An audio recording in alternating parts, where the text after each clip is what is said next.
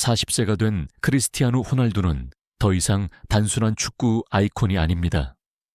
그는 집념, 야망, 그리고 절대적인 자기 확신을 상징하는 살아있는 존재입니다. 발롱도르 5회 수상, 유럽 전역에서의 챔피언스리그 우승, 그리고 끊임없는 규율로 쌓아 올린 경력은 결코 무너지지 않는 한 남자의 이미지를 만들어냈습니다. 하지만 환한 조명과 열광적인 관중 뒤에는 의심, 굴욕, 그리고 말없는 분노의 순간들이 있었습니다. 패배가 아니라 사람 때문에 생긴 순간들이었죠. 이제 호날두는 처음으로 어떤 트로피로도 지울 수 없었던 상처를 남긴 5명의 이름을 공개할 준비가 되었습니다. 그 결정은 분노에서 나온 것이 아니라 지침에서 비롯된 것이었습니다. 선수 경력 후반의 한 인터뷰에서 조용한 순간, 호날두는 간단한 질문을 받았습니다. 후회하는 것이 있습니까? 그는 즉시 답하지 않았습니다. 대신 그는 뒤로 기대어 앉아 말했습니다. 사람들은 승리하면 잊는다고 생각하지만 그렇지 않습니다. 수년 동안 그는 옛 갈등을 다시 떠올리는 것을 피했고 원한보다는 목표를 선택했습니다.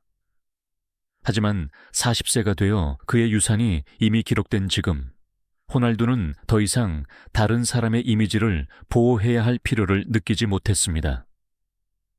그 뒤에 이어진 것은 복수가 아니라 해방이었습니다. 아무리 높이 올라갔더라도 어떤 상처는 결코 아물지 않는다는 드문 고백이었습니다. 5위. 피어스 모건, 그에게 등을 돌리게 만든 목소리, 그것은 유니폼을 입지 않았습니다. 터치라인에 서 있지도 않았습니다. 하지만 그 영향은 크리스티아누 호날두를 어디든 따라다녔습니다. 그의 선수 경력 후반 가장 격동적인 시기 중 하나에 영국 언론인 피어스 모건은 호날두를 둘러싼 대중의 논란을 재점화시킨 일련의 성명과 인터뷰를 발표했습니다. 언론 노출로 시작된 것이 빠르게 무기로 변했습니다. 헤드라인은 그의 경기력뿐만 아니라 그의 태도, 충성심, 그리고 라커룸 내에서의 영향력까지 의문을 제기했습니다. 그 여파는 즉각적이었습니다. 팬들은 갈라섰습니다. 한때 환호성으로 그를 축하했던 경기장들은 휘파람과 의심으로 반응하기 시작했습니다.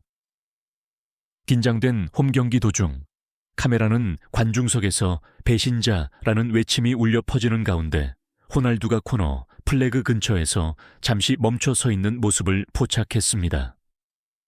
그는 진정시키기 위해 손을 들었지만 이미 상처는 입었습니다. 나중에 호날두는 조용히 말했습니다. 사적인 말이 공개적인 판단이 되면 신뢰는 사라집니다. 그와 가까운 사람들은 마치 육체적 피로가 소음을 잠재울 수 있을 것처럼 잠 못 이루는 밤과 더 긴 훈련 세션을 회상했습니다. 이것이 저널리즘이었을까요? 아니면 호날두가 하나의 목소리가 얼마나 위험할 수 있는지 깨달은 순간이었을까요? 4위. 조르제 멘데스, 그를 위해 말해주었던 남자. 그러지 않게 되기 전까지는 그의 경력 대부분 동안 크리스티아누 호날두는 자신이 침묵을 선택할 때 대신 말해줄 한 남자를 믿었습니다. 조르제 멘데스는 단순한 에이전트 그 이상이었습니다. 그는 문지기이자 전략가였으며 때로는 방패였습니다. 그들은 함께 기록적인 이적과 세계적인 명성을 헤쳐나갔습니다. 하지만 호날두의 유럽 경력 마지막 장으로 향하면서 균열이 나타나기 시작했습니다. 올바른 프로젝트와 완벽한 클럽에 대한 약속은 이행되지 않았습니다. 협상은 교착 상태에 빠졌습니다. 열려야 할 문들은 닫힌 채로 있었습니다. 마쿠에서는 좌절감이 커져갔습니다. 상황에 가까운 사람들에 따르면 호날두는 긴장된 전화통화에서 멘데스에게 특정 선택지가 왜 실현되지 않았는지 물으며 따졌습니다. 대답은 모호했습니다. 멘데스는 시장이 변했다고 말한 것으로 알려졌습니다. 호날두는 목소리를 높이지 않았지만 그 후의 침묵은 많은 것을 말해 주었습니다. 나중에 호날두는 누군가가 당신을 대변한다면 그들은 당신만큼 열심히 싸워야 합니다. 라고 넌지시 말했습니다. 한때 깨지지 않았던 그들의 관계는 조용히 끝이 났습니다. 공개적인 비난도 작별 성명도 없었습니다. 이것이 배신이었을까요? 아니면 호날두가 신뢰해도 유효기간이 있다는 것을 깨달은 순간이었을까요? 3위, 웨인 루니, 라이벌이 된 형제 수년 동안 그들은 경기장에서 때려야 뗄 수 없는 사이였습니다. 웨인 루니와 크리스티아누 호날두는 유럽에서 가장 두려운 공격 파트너십 중 하나를 형성했고 골과 트로피, 라커룸의 웃음을 함께 나눴습니다. 대중에게 그들은 전우였습니다. 하지만 균열은 조용히 시작되었고 이내 모두가 보는 앞에서 폭발했습니다. 격렬했던 월드컵 경기 도중 카메라는 루니가 호날두에게 가해진 파울 후 심판에게 항의하는 모습을 포착했습니다. 이어서 윙크가 있었고 루니는 퇴장당했습니다. 이 이미지는 순식간에 퍼져나갔습니다. 그 순간부터 아무것도 예전과 같지 않았습니다. 잉글랜드로 돌아와 비난은 개인적인 것으로 변했습니다. 루니는 호날두의 헌신에 공개적으로 의문을 제기했고 그의 마음이 이미 다른 곳에 가 있다고 넌지시 말했습니다. 루니는 한 인터뷰에서 그는 가는 곳마다 스타가 되고 싶어 한다고 말했습니다. 그 말은 어떤 패스보다도 빠르게 호날두에게 전달되었습니다. 사적으로 그는 오해받았다고 느꼈습니다. 호날두는 나중에 경쟁은 배신이 아니다 라고 되돌아보았습니다. 훈련 세션은 더 냉랭해졌습니다. 대화는 짧아졌습니다. 경기장에서는 파트너십이 유지되었지만 신뢰는 그러지 못했습니다. 이것은 피할 수 없는 라이벌 관계였을까요? 아니면 야망의 무게에 짓눌려 우정이 무너진 순간이었을까요? 2위, 알렉스 퍼거슨 경, 결코 거역할 수 없었던 아버지 같은 존재 크리스티아누 호날두에게 알렉스 퍼거슨 경은 단순한 감독이 아니었습니다. 그는 멘토이자 보호자였으며 타고난 재능을 엘리트 규율로 변모시킨 사람이었습니다.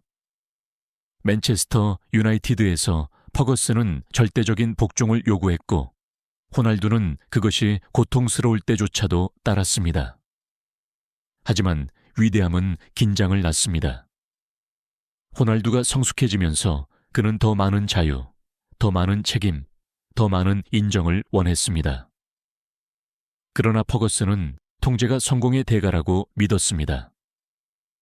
한 비공개 회의에서 그는 호날두에게 네가 준비되었다고 느낄 때가 아니라 내가 결정할 때 뛰는 것이다 라고 말한 것으로 알려졌습니다.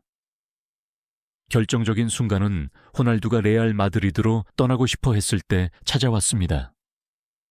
퍼거슨은 맹렬히 저항하며 그를 불충하다고 비난했습니다.